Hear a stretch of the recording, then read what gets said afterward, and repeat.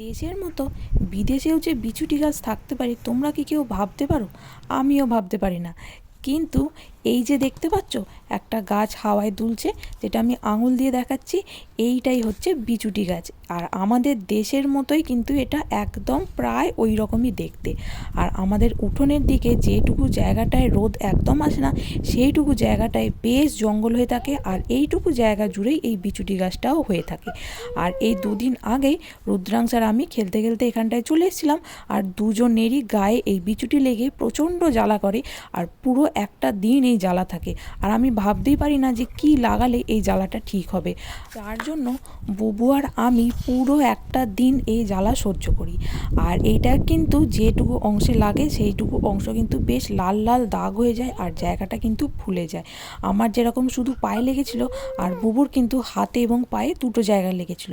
আর বিছুটি গাছের জ্বালা কমার একটাই ওষুধ হচ্ছে, সেটা হচ্ছে আমাদের দেশে থাকাকালীন আমি যেটা করতাম সেটা হচ্ছে, যে অংশটায় বিছুটি গাছ লেগে যাবে সেই অংশটায় একমাত্র গোবর লাগালে তবেই ওটা ঠিক হয়।